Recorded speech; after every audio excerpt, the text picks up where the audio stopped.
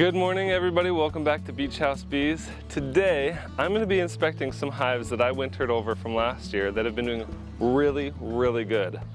I've got extra boxes on these. We're working on really honey production this year with these spot beehives specifically. I actually just moved these boxes here from another location that I had them out during the winter time, but I haven't looked at them in 3 weeks, and I'm noticing a little bit of dust around the entrance, and it looks like they might have some pests. So we're going to take a look and see what we're dealing with, and then we're going to see what we can do to remedy.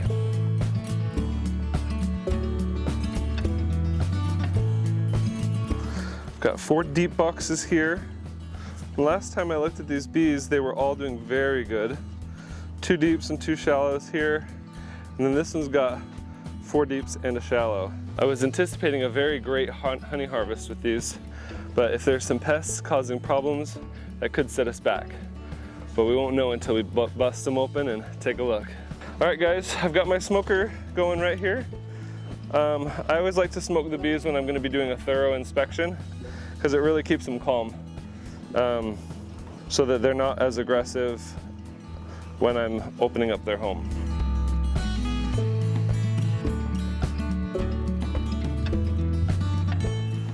Here. Give them a few puffs in the entrance. Make sure it gets inside the hive. Gonna open up the top and do the same.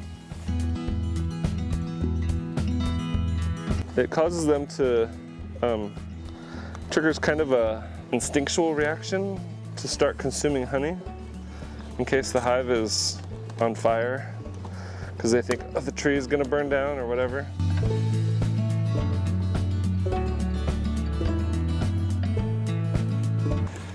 I really want to make sure I've got a good smoke before I get to work on these bees. If it's not,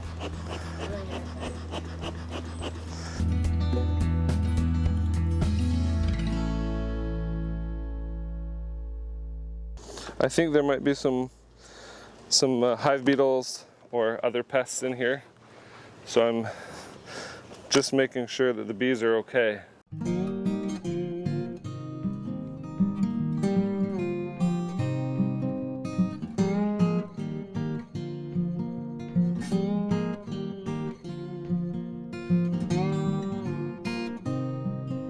Okay, I'm looking for pests, I'm looking for diseases, I'm looking for hive beetles, mites, anything that might not belong here right now. I'm already noticing right now the population is not that dense. There's a lot of boxes here, not a lot of bees.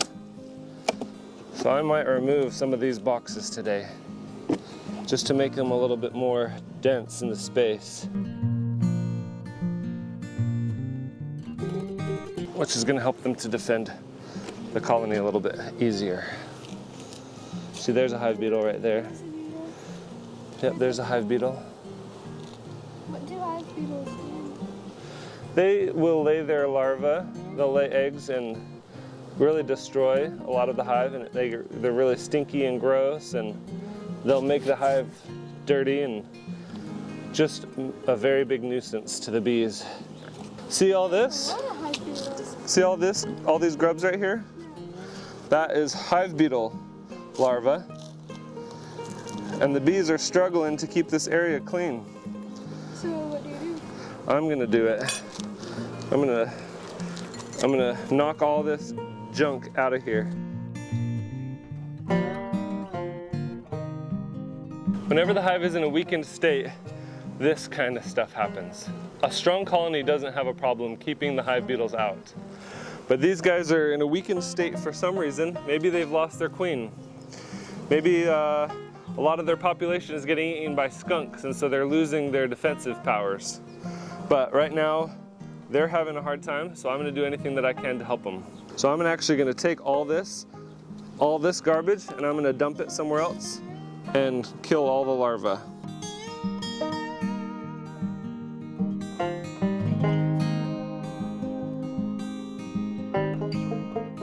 I'm actually gonna I'm gonna flip this one over, I think, give them a little bit more space here to ventilate. So this type of a bottom board has a shallow opening and a deep opening here. So I'm gonna flip it over so that they have a little bit more of a deep opening, which will make it easier for them to keep it ventilated and cool. Now we're gonna take a look in here, see if we can see a queen, make sure we have a queen, make sure we've got eggs, make sure this is actually gonna be able to recover. Because if they're queenless, this is all just gonna happen again. And we may need to re-queen. So we're gonna take a look and just see if we've even got a queen, see if we've got eggs, that kind of stuff.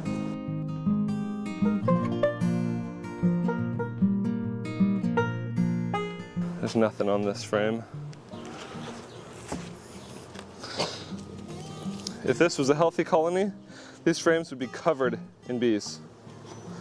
Absolutely covered in bees. I'm even seeing hive beetle larvae on the frames up here. So I'm looking in here, looking for eggs. There's a little bit of pollen in here, a little bit of pollen in here, but mostly not a lot of bees.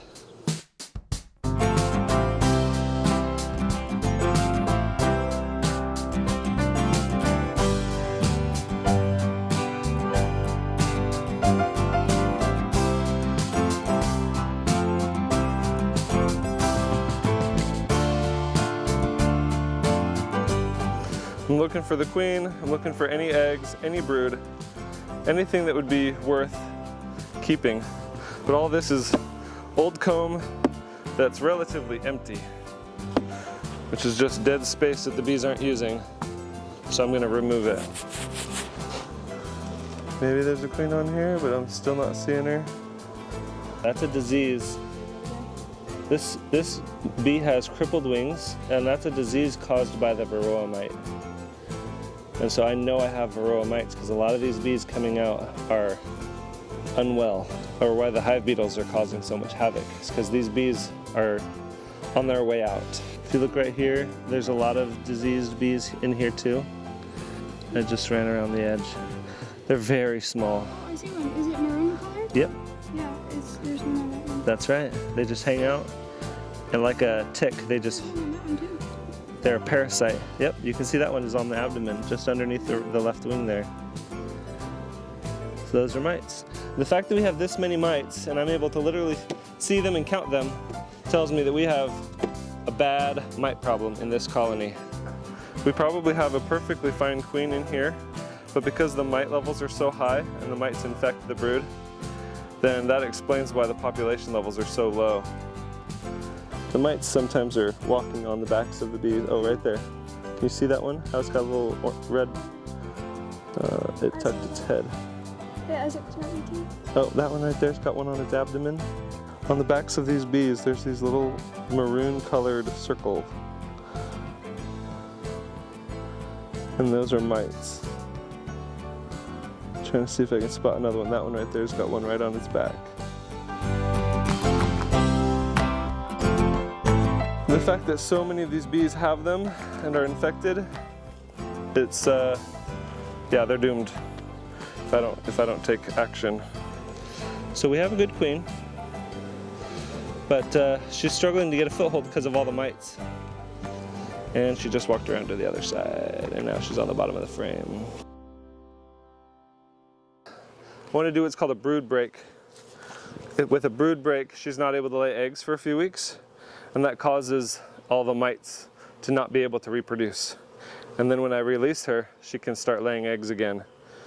And that can sometimes help with Varroa mites.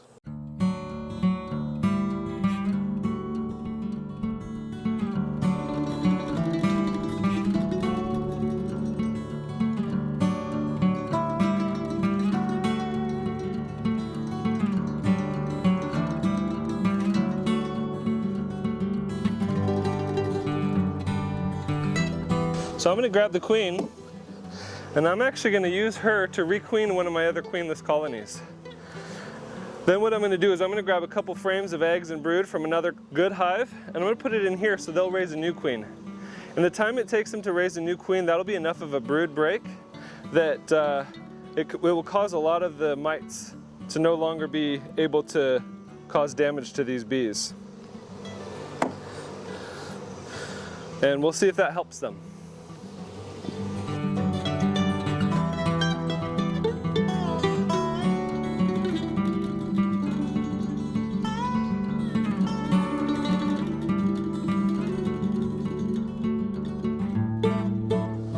This is just comb that has no foundation, and so that's why it looks different.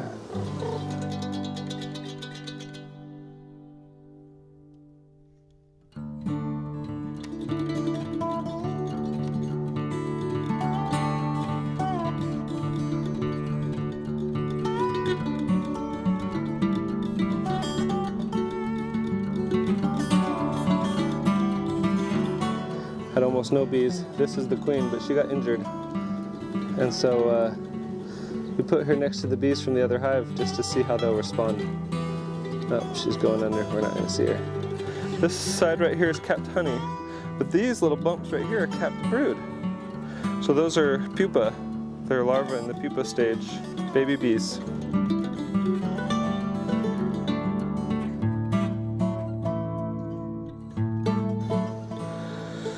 That's what a good brood pattern should look like.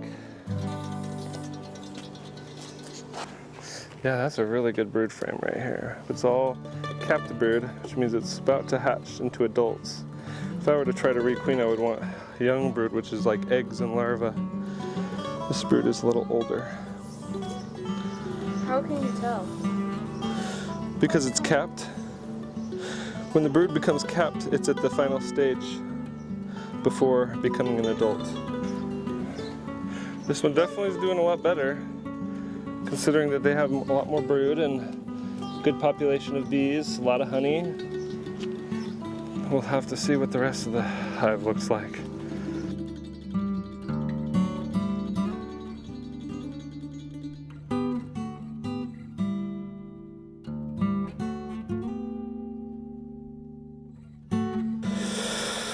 Okay, I don't know why this one's so empty. The next one's looking good though.